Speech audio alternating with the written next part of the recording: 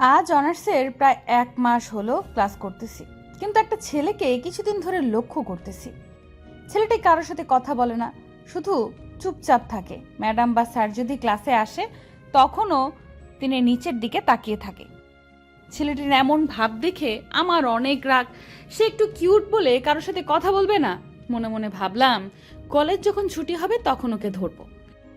আমি সব ক্লাস করার পরে দেখতে পেলাম ছেলেটি কোথায় যেন যেতে আছে, তাই আমি তাকে ডাক দিলাম। এই যে শুনছেন, একটু দাঁড়ান, আপনার সাথে কিছু কথা ছিল। পিছনের দিকে তাকিয়ে দেখি আমার ক্লাসের একটি মেয়ে আমাকে ডাকতেছে। ও এখানে? আমি আর দাঁড়ালাম না, আমি আবারও হাঁটা শুরু করে দিলাম। শালা আবারও হাঁটা শুরু করে দিল।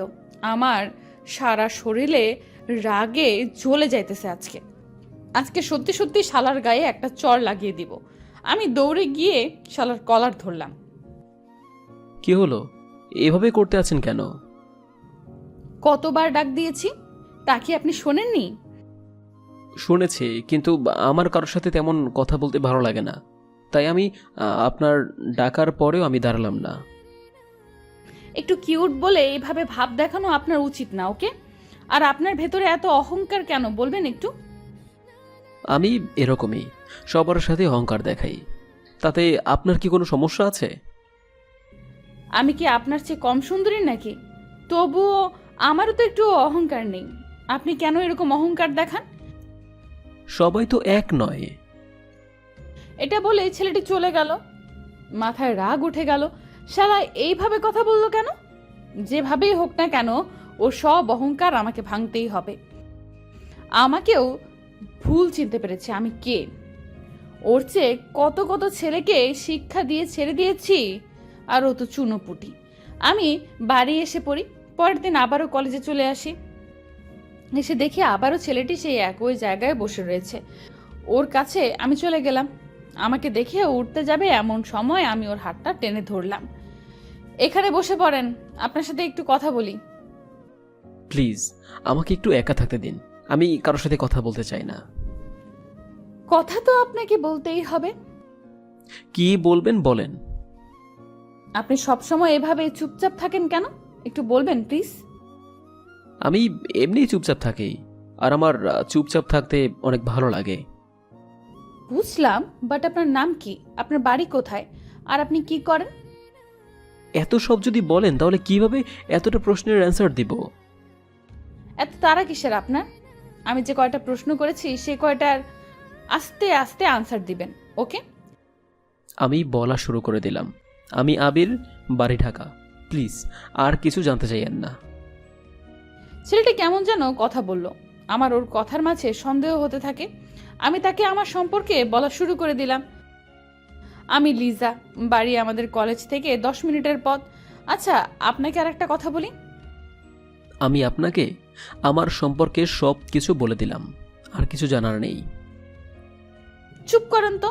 আর আপনি আমাদের এলাকা রেখে আমাদের এলাকায় পড়তে এসেছেন কেন? সেটার জবাব আপনাকে দিতে আমি বাধ্য নই। আমার সাথে বেশি ভাব নিয়েন না, ওকে? তাহলে আপনার খবর করে ছেড়ে দিব। পরে কথা হবে, আমাকে এখন বাসায় যেতে হবে। কেন, ঢাকা চলে যাবেন নাকি? ঢাকা যাব কেন? ঢাকা এখন আমাকে আর কেউ চেনে না। মানে কি? আর কথাগুলো ঘুরিয়ে পেঁচিয়ে না বলে সোজাসুজি বলে দিন। আমি বাইরে চলে আসি। আজ পুরনো দিনের কথা মনে পড়ে গেল, তাই আর কলেজে থাকলাম না। কিছুক্ষণ পরে বাসায় এসে পড়ি। এসে মনে মনে ভাবা শুরু করে দিলাম, আমি সবাইকে এড়িয়ে চলতে চাই, তবে কেন তা পারতেছি না। সবাই আমার সাথে কেন মিশতে আসে? যেভাবে হোক সবাইকে আমার এড়িয়ে চলতেই হবে। পরের দিন আবারও কলেজে এসে পড়ি। কিছুক্ষণ পর সেই মেয়েটি এসে আমার পাশে বসে গেল। আপনি উঠুন। আচ্ছা, আমরা কি ফ্রেন্ড হতে পারি?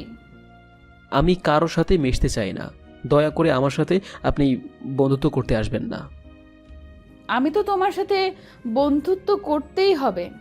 তোমার এই ভাবগুলো আমার যে ভাঙতেই হবে। আমি আপনার সাথে বন্ধুত্ব করবই, তাই আপনাকেও আমার সাথে বন্ধুত্ব করা লাগবে। আপনাকে একটা কথা বললে হয় না? ছেলেটি রাগ হয়ে গেল। চোখের দিকে তাকিয়ে আমি ভয় পেয়ে গেলাম। চোখ দুটো লাল বর্ণ ধারণ করেছে। এমন লাল চোখ আমি কখনো কোনোদিনও দেখিনি। তবু আমি বললাম, আপনি যদি আমার বন্ধুত্ব না করেন তাহলে প্রিন্সিপালের কাছে বিচার দিব যে আপনি আমার শরীরে হাত দিয়েছেন। তারপরে আপনাকে এই কলেজ থেকে স্যার তাড়িয়ে দিবে, তখন বুঝবেন মজা। আমি মনে মনে ভাবলাম, আমার সম্পর্কে কেউ কিছু যদি জানে তাহলে আমার সাথে জীবনেও কথা বলবে না।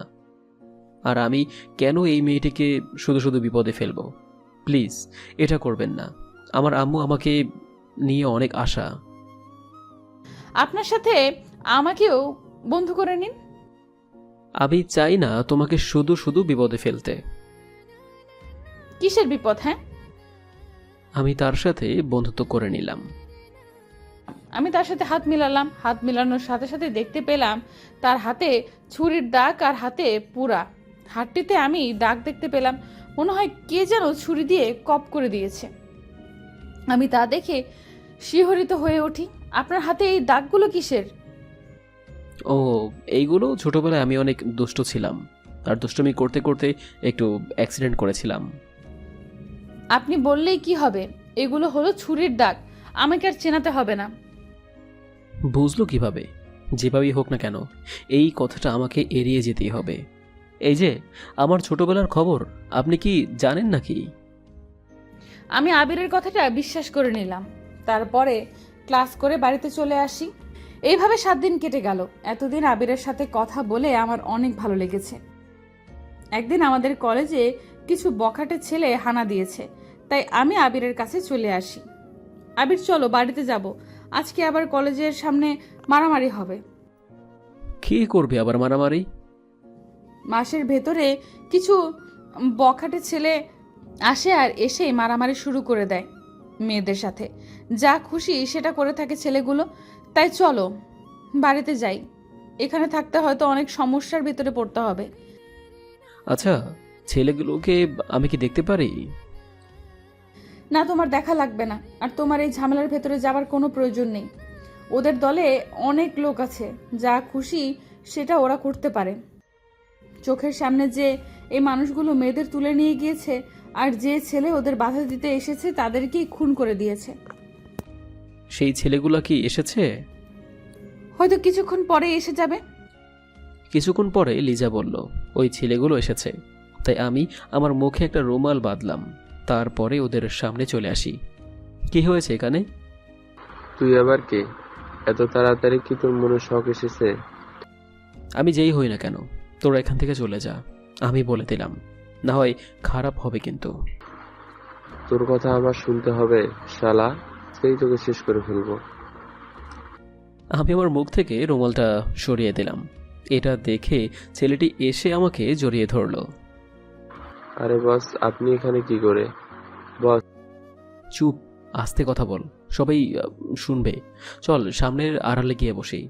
তারপর আমি আর ও আড়ালে চলে গেলাম। আপনি এখানে কি করে? আর আমি আপনাকে অনেক জায়গায় খুঁজেছি কিন্তু পাইনি। এখন বলেন তো, ঢাকা ছেড়ে এই বরিশাল এলাকায় হানা দিয়েছেন কেন? আমি এসব এখন ছেড়ে দিয়েছি। আর তোরা এখানে এসেছিস কেন? শোন, তোরা আর এই কলেজে আসবি না, ওকে? আর পারলে এসব ছেড়ে দিস। ঠিক আছে বস, আমি ছেড়ে দিব। আপনি কেন এসব ছেড়ে দিলেন? আমি ছাড়ছি না তো, বাট আমার ভালোবাসার মানুষটা যে খুন করেছে তাকে শাস্তি না দেওয়া পর্যন্ত আমি শান্তিতে নেই। আচ্ছা বস, আমরা এখন আসি। আর শোন, তোদের জানি আমি আর এই কলেজে না দেখি, আর আমার সম্পর্কে কাউকে কিচ্ছু বলবি না। ঠিক আছে। আমি আবার কলেজের সামনে চলে আসি। আসার পরে লিজা বলা শুরু করে দিল। তুমি কে বলো তো? আমি কে মানে কি শুনি? কি এমন বললা যাতে ছেলেগুলো এভাবে চলে গেল? আমি ওদের ভালোভাবে বুঝিয়ে বলেছি যে তোরা এখান থেকে চলে যা, তারপরেই ওরা চলে গেল। তারপরেই ওরা চলে গেল? থাক, তোমার আর মিথ্যা বলতে হবে না। ওরা আসলে কলেজের সবাই চুপসে যায়, আর তোমার কথা ওরা শুনে নিল। আরে, ওরা আমার ছোটবেলার বন্ধু। কি? এই বখাটে ছেলেগুলো তোমার বন্ধু? এই মেয়ে যেভাবে ধরেছে সব কিছু মনে হয় যে নেই যাবে। যাই হোক না কেন, এসব ওর কাছে কিছুই বলা যাবে না। যেভাবে হোক না কেন এসব এড়িয়ে যেতে হবে। আমি বলা শুরু করে দিলাম, ওদের বাড়িও ঢাকাতে।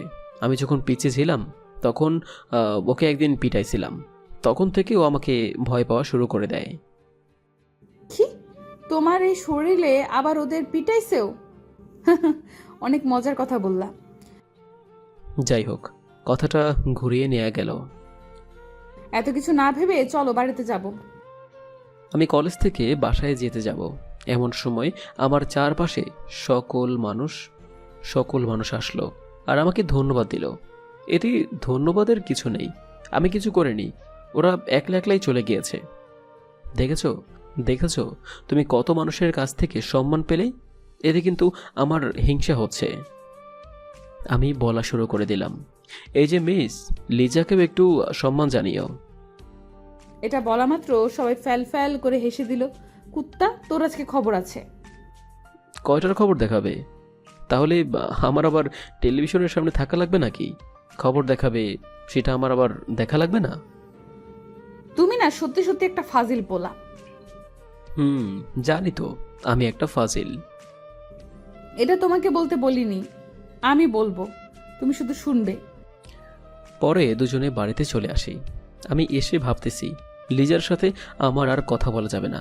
একটা ভুল তো আমি একবার করেছি, দ্বিতীয়বারের মতো আমার কোনো ভুল করা চলবে না। মনে মনে ভাবলাম কিছুদিন কলেজে যাব না, তাই মোবাইল থেকে সিমটা খুলে ফেললাম। তারপরে মোবাইলটাও বন্ধ করে রাখলাম। এভাবে 15 দিন কেটে গেল। 15 দিন পরে আজকে কলেজে চলে আসি। আসার সাথে সাথেই লিজা এসে আমাকে জড়িয়ে ধরল। আরে এটা কি করছো? ছেড়ে দাও, ছাড় এসে পড়তে পারে। কেউ আসবে না। এতদিন তুমি কোথায় ছিলে আর তোমার মোবাইল বন্ধ কেন? একটু বাড়িতে গিয়েছিলাম, যার কারণে মোবাইলটা বন্ধ করে রেখেছি। বাড়িতে গেলে মোবাইলটা বন্ধ করা লাগবে কেন? আর তোমার জন্য আমার কতটা চিন্তা হয়েছিল সেটা কি তুমি জানো? আমার জন্য তোমার এত চিন্তা হয় কেন শুনি? তা এখন তোমার জানা লাগবে না। তোমাকে দেখে আজ আমি অনেক খুশি। এখন আমাকে ছেড়ে দাও তো লিজা। লিজা আমাকে ছেড়ে দিল। ছাড়ার সাথে সাথে দেখতে পেলাম সারা শার্টে চোখের পানি আর লিপস্টিক। আরে এটা তুমি কি করলা? করেছি, ভালো করেছি। এখন আমি বাসায় যাব কিভাবে? যে দেখবে সেই তো আমার দিকে তাকিয়ে থাকবে। সারা শার্টে শুধু লিপস্টিক, এটা করা তোমার ঠিক হয়নি। ভালোই হয়েছে, এতদিন আমাকে কাঁদানোর শাস্তি। কেন? আমার জন্য তুমি কাঁদলে কেন শুনি? জানি না কেন কাঁদি। এখন একটা বুদ্ধি দাও, কিভাবে দাগটা উঠানো যায়। আমার কাছে একটা ভালো বুদ্ধি আছে। কি সেটা বলো আমাকে। তোমার জামাটা আমি পরি আর আমার জামাটা তুমি পরো, এতে অনেক ভালো হবে। তুমি না সত্যি সত্যি ফাজিল শয়তান বান্দর। আমাকে যত সব বলেছো সেইগুলো তুমিও। আমি আর ঝগড়া করতে চাই না, আমি এখন বাসায় যাব। কেন বাসায় যাবা শুনি? ক্লাস করবা না? না, ভালো লাগতেছে না, তাই বাসায় চলে যাব। আবির, বাসায় যাওয়া লাগবে না, চলো আজকে আমরা কোথাও থেকে ঘুরে আসি। কথা শুনে আমার পুরনো দিনের কথা মনে পড়ে গেল। এই ঘুরতে যাওয়া নিয়েই আমার জীবনের সবচেয়ে বড় জিনিসটা হারিয়েছি। আমি ওকে বললাম যে আমার ঘুরতে যেতে একটু ভালো লাগে না। তা লাগবে কেন? আচ্ছা, আপনি তাহলে বাসায় চলে যান। রাগও করা হয়ে গিয়েছে। আমি কোনো রাগ নেই, যদি রাগ থাকতো তাহলে আর আপনার সাথে কথা বলতাম? তুমি আপনি বলা শুরু করে দিয়েছো, আর সেটা দেখে আমি বুঝতে পারছি যে তুমি আমার উপর রাগ করছো। আমি তার কোনো কথা না শুনে কলেজের ভেতরে ঢুকতে যাব এমন সময় আবির বলল আমাকে নিয়ে ঘুরতে যাবে। কথাটা শুনে আমি অনেক খুশি হলাম। চলো ঘুরতে যাব বলে চলো। তারপর আমি আর লিজা এখানকার একটা পার্কে চলে আসি। দুজন বসে আছি। আবির, তোমার না অনেক দান আর ভাবতে দেখাই। তুমি আমাকে এত বড় কথা বলতে পারলে? জি পারলাম। আমার অনেকক্ষণ পার্কে ঘুরে বাড়ির দিকে রওনা দিলাম। কিছুক্ষণ পরে আমি ওকে বললাম আবির, আজকে না তোমার বাড়িতে যাব। আজকে না, অন্য একদিন। তুমি তো কিপটে, তাই তোমার বাসায় নিয়ে যেতে চাও না। একটা কারণ আছে, তাই তোমাকে আজ নিয়ে যাব না। জানি তো, সেই কারণটা হলো তোমার বউ আছে, তাই না? ধুর, আমি বিয়ে করব কিভাবে? আমার কপালে হয়তো বিয়ে নেই। কেন সেটা বললা কেন? ও কিছু না। বাসায় তো নিবাই না, তবে তোমার বাসাটা তো একটু দেখিয়ে দিতে পারো, পরে কোনো সময় হয়তো আসবো। আর একটু হাঁটো, তারপর আমি দেখিয়ে দেবনি। আর কিছুক্ষণ হাঁটাহাঁটির পরে ওকে দেখিয়ে দিলাম, এই যে এটা আমায় থাকি। এত বড় বাড়িতে তুমি একা একা থাকো? এটা কি তোমাদের বাসা নাকি অন্য কারো? ভাড়া থাকি। আচ্ছা, আমি এখন আসি, কালকে কলেজে গিয়ে না হয় কথা হবে। আমি বাড়িতে চলে আসি, তারপরে আবিরকে নিয়ে ভাবা শুরু করে দিলাম। ওকে তো আমি ভালোবেসে ফেলেছি। কবে যে আমার মনের কথা বলবো? 2 মাস পরে আমার জন্মদিন, ওই দিন না হয় আমার মনের কথা বলবো। আস্তে আস্তে অনেক দিন কেটে গেল। আবিরের সাথে আমার একেবারে ভালো একজন বন্ধুত্ব হয়ে পড়েছি। ও আমার সাথে যতই ভালো বন্ধুত্ব করুক না কেন, তবেও বেশিরভাগ সময় চুপচাপ থাকতো। কিছু জিজ্ঞেস করলেই বলতো কিছু না। পরের দিনের মতো আজকেও কলেজের সামনে চলে আসি, এসে আবিরকে দেখতে পেলাম না। আমারও যে ওকে না দেখলে ভালো লাগে না, তাই মনে মনে ভাবলাম আজকে ওর বাড়িতে যাব। তাই আমি কিছুক্ষণ পরে ওর বাড়িতে গিয়ে পৌঁছালাম। কলিং বেল দেওয়ার পরে কিছুক্ষণ পরে ও এসে দরজা খুলে দিল। তো তুমি এখানে কি করে? তুমি আজকে কলেজে যাওনি, তাই তোমাদের বাড়িতে চলে আসলাম। আজকে কেন কলেজে যাওনি? শরীরটা তেমন ভালো না, তাই যাইনি কলেজে। কি হয়েছে তোমার? কিছু না, তুমি এসে রুমে বসতে পারো। আমি গিয়ে ওর রুমে গিয়ে বসে পড়লাম। তারপরে রুমের দিকে তাকিয়ে দেখি সব কিছু এলোমেলো। মনে মনে ভাবলাম যে ছেলেরা এত নোংরা হয় কেন? এই তুমি এতটা নোংরা কেন? সব কিছু এরকম এলোমেলো কেন? বাড়িতে তো একা থাকি, তাই এসব কিছু গোছাতে ভালো লাগে না। আচ্ছা, তুমি তাহলে ফ্রেশ হতে যাও, আর আমি তোমার বাড়ির সব কিছু গুছিয়ে দিতেছি। তুমি আমার বাড়ির মেহমান, তাই এটা করার কোনো দরকার নেই। তুমি যেভাবে বসে আছো ঠিক সেভাবেই থাকো। না, থাকবো না। কিছুক্ষণ পরে আবির চলে গেল, তাই আমি ওর বিছানা গুছাতে লাগলাম। গুছাতে গুছাতে আমি যেটা দেখতে পেলাম সেটা দেখে আমি তো পুরাই অবাক। আমি দেখতে পেলাম 2টো বন্দুক আর 4-5টার মতো ছুরি। এগুলো দেখে আমি একটু ভয় পেয়ে গেলাম, তাই আমি আবিরকে ডাক দিলাম। আমি সত্যি বলতে আছি, বুঝেছেন? যাই হোক, আমি আর আপনাকে আপনি করে বলতে পারবো না, তুমি করে বলবো। এটা শুনে ফারজানা চলে গেল। আমি আমার বাড়িতে এসে পড়লাম। এভাবে অনেক দিন কেটে যায়। এতদিনে ফারজানার সাথে বন্ধুত্ব হয়ে যায়। একদিন তাকে প্রপোজ করে দিলাম। সে আর আমার কথা ফেললো না, সেও রাজি হয়ে যায়। এখন আমি তেমন মারামারি করি না, সারাদিনই ফারজানার সাথে থাকি। মেয়েটা এখন আমাকে আর আড্ডা দিতে দেয় না, আর তাহলেই রেগে যায়। একদিন আমি আর ফারজানা টুলে বসে আছি আর কথা বলতেছি। আবির, আমরা বিয়ে করতেছি কবে? কিছুদিন পরে গো। জানো আবির, বিয়ের পরে নামামি 4টে বাচ্চা লাগবে, 2টো মেয়ে আর 2টো ছেলে। এতে তো কম হয়ে গিয়েছে। তার চেয়ে ভালো হবে আমরা একদল ফুটবল টিম করব আর একদল ক্রিকেট টিম করব। শয়তান, এতগুলো নিলে তুমি মরে যাবো। আমার পাগলিটাকে আমি কোথাও হারাতে দেব না। এখনো কি আগের মতো মারামারি করো নাকি? আমি অনেক ভালো হয়ে গিয়েছি, তাই এসব আর করি না গো। কার জন্য এত ভালো হয়ে গেলা শুনি? কার জন্য আবার? আমার পাগলিটার জন্য। তাই তুমি সেদিন জানতে চাইছিলে না আমি কিভাবে তোমার প্রেমে পড়েছিলাম? জানতে চাইছিলাম, বাট তুমি তো বলোনি। এখন বলতেছি, তুমি আমাদের কলেজের কতগুলো মেয়েকে খারাপ ছেলের হাত থেকে বাঁচিয়েছিলে। সেই দিনের পর থেকে আমি তোমাকে ভালোবেসে ফেলেছিলাম। পরে জানতে পারি তুমি গুন্ডা, আর গুন্ডা হলেও তুমি একজন ভালো মনের মানুষ। না, আমি তো খারাপ মনের একজন মানুষ। এসব কথা বললে তোমাকে কিন্তু পিটানি দিব। আমি গিয়ে ফারজানাকে জড়িয়ে ধরলাম। এভাবে আমার দিনগুলো ভালোই চলতেছিল।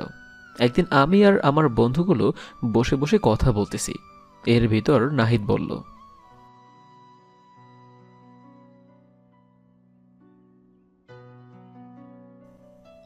কোন শালা এটা বলল? জানি না। জানলে জানুক, ও আমাদের কোনো ক্ষতি করতে পারবে না। ও আমাদের অনেক ভয় পায়। এখন আমি এসব জিনিস ছেড়ে দিয়েছি। তোকে তো এসব জিনিস ফারহানা করতে বারণ করেছে, তাই না? ওকে তো আমি অনেক ভালোবাসি, তাই ওর কথা ফেলতে পারলাম না। ওদের সাথে আরও কিছুক্ষণ বসে বাড়িতে চলে আসি। এভাবে আমার দিনগুলো অনেক ভালোই যাচ্ছিল। একদিন ফারজানা আর আমি নদীর পাড়ে বসে কথা বলতেছি। এর ভিতরে গুলির শব্দ শুনতে পেলাম। আবির কে যেন আমাদের গুলি মারতেছে। ভয় পেও না, তোমার কিছুই হবে না। চলো আমরা বাড়িতে যাই। আমরা বাড়িতে যাব। এমন সময় একটা গুলি এসে ফারজানার বুকে লেগে যায়। গুলি লাগার সাথে সাথে ফারজানা মাটিতে শুয়ে পড়ে। তাকিয়ে দেখি তানবীরের দলবল ফারজানাকে গুলি মেরে পালিয়ে গিয়েছে। এই ফারজানা, কথা বলো না। এই তোমার কি হয়েছে?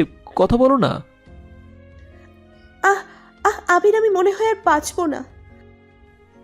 তোমার কিচ্ছু হবে না। আমি তোমার কিচ্ছু হতে দেব না। আজকে মনে হয় আমাকে আর কেউ আটকাতে পারবে না। মৃত্যু আমাকে ডাকতেছে। আমি তোমাকে এক্ষুনি হসপিটালে নিয়ে যাচ্ছি। সেটা করে মনে হয় আর লাভ হবে না। ভাবছিলাম তোমার সাথে সারা জীবন কাটিয়ে দিব, সেটা আর হলো না। আমরা স্বপ্নই থেকে গেল। তুমি নিজের খেয়াল রেখে আমার জন্য একদম কাঁদবে না। আমি কিন্তু দূর থেকে দেখব। এটা বলে ফারজানা চোখ বুজে যায়। সেদিন আমি চিৎকার করে কাঁদছিলাম। আজ আমার জন্যই ও পৃথিবী ছাড়তে হয়েছে। আমি ওদের কাউকে ছাড়ব না। আমি নাহিদকে ফোন দিলাম। হ্যালো আবির, বল।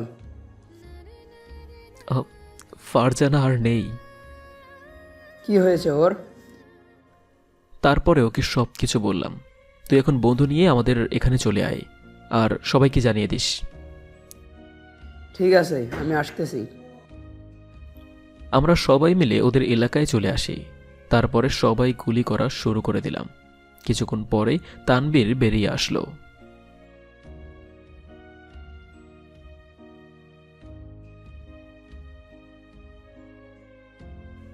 তোর যা প্রতিশোধ তুই আমার উপরে নিতি। তুই ফারজানাকে কেন মেরেছিস?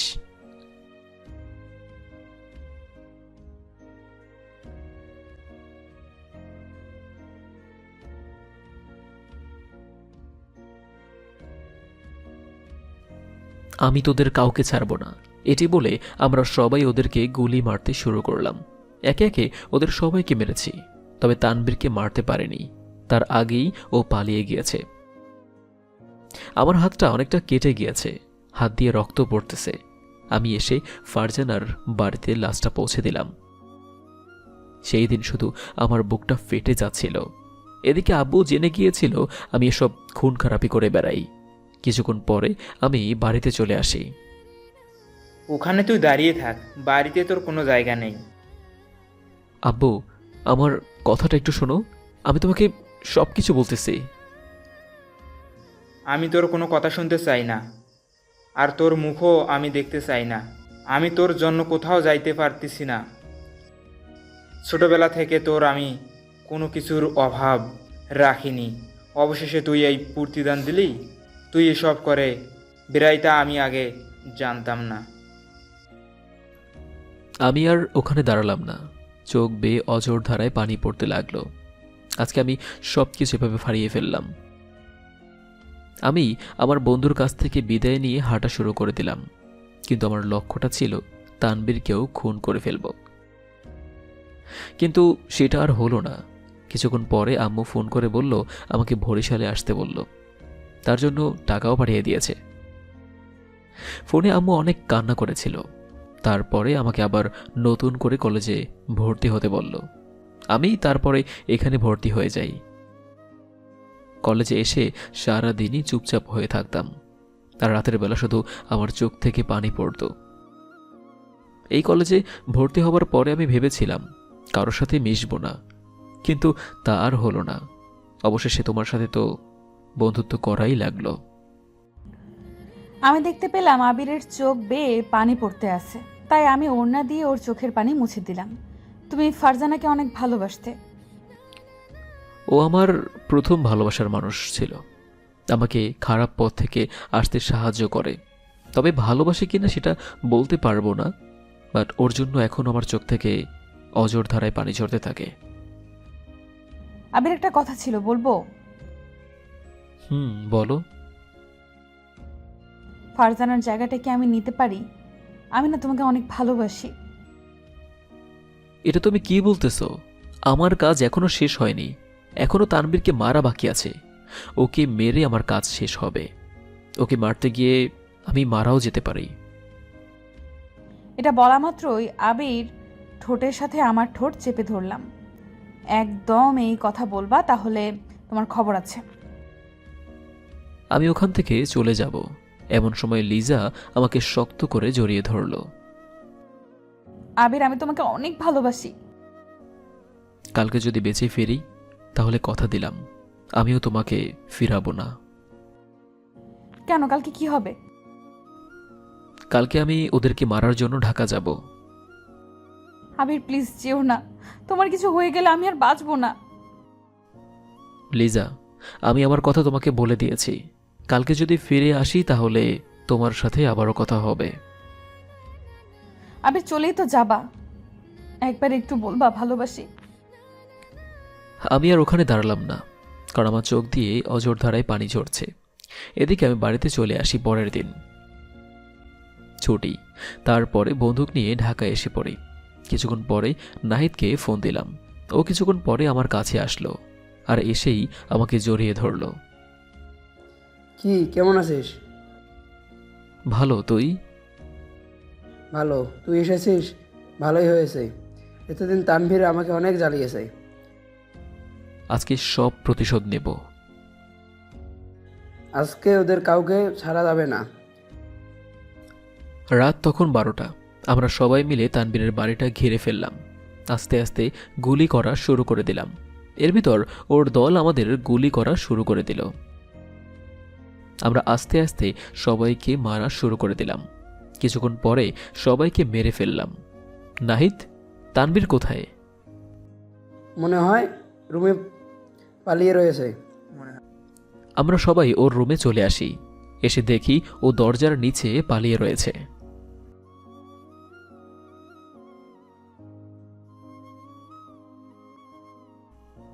আমি ওর কোনো কথা না শুনে সবগুলি ওর পেটে বুকে মারা শুরু করে দিলাম। আজকে আমরা অনেক খুশি। ও আমাদের এতদিন অনেক জ্বালিয়েছে। জানতাম এটা তুই আসলেই সম্ভব। আচ্ছা দোস্ত, এস জিনিস আজ থেকে বাদ। আমরা অনেক ভালো হয়ে যাব আজকে থেকে। ঠিক আছে, আর বাড়িতে আসবি কবে? জানি না, আব্বু তো আর আমার মুখই দেখবে না। সে আমাকে বাড়ি থেকে বের করে দিয়েছে তো। আচ্ছা, আমি আঙ্কেলকে সব কিছু বুঝিয়ে বলবো। নাহিদের সাথে আর কিছুক্ষণ কথা বলে আমি রওনা দিলাম আবারও আগের ঠিকানায়। এমন সময় দেখতে পেলাম রাস্তার পাশে একটা কবর। এটা আর কেউ না, এটা আমার পাগলি শুয়ে আছে। তা দেখে চোখের পানি অজর ধারায় ঝরতে লাগলো। কিছুক্ষণ পরে আমার লিজার কথা মনে পড়ল। ও তো আমাকে অনেক ভালোবাসে। তাই আমি ওদের বাড়িতে চলে আসি। এসে দেখি লিজা মন খারাপ করে বসে আছে। আমাকে দেখে ঝড়ের বেগে এসে আমাকে জড়িয়ে ধরল। তুমি ফিরে এসেছো? আমি আবিরকে জোরে শক্ত করে জড়িয়ে ধরলাম। পাগলি, এখন আর কেঁদো না। আমি তো এসেছি, আর আমার কাজটাও শেষ হয়েছে। এবার তো বলবা যে ভালোবাসি। ভালোবাসি। আমিও তোমাকে ভালোবাসি। আমার মতো একজন খারাপ ছেলেকে ও এতটা ভালোবাসবে তা আমার জানা ছিল না। আমি এখন ওকে নিয়েই সারা জীবন বাঁচতে চাই। কিছুদিন পরে আব্বু আমাকে ফিরিয়ে নিতে আসলো। তার কিছুদিন পরেই আমাদের বিয়ে হয়ে যায়। এখন আমরা অনেক সুখে শান্তিতে বসবাস করছি। দোয়া করবেন আমাদের জন্য।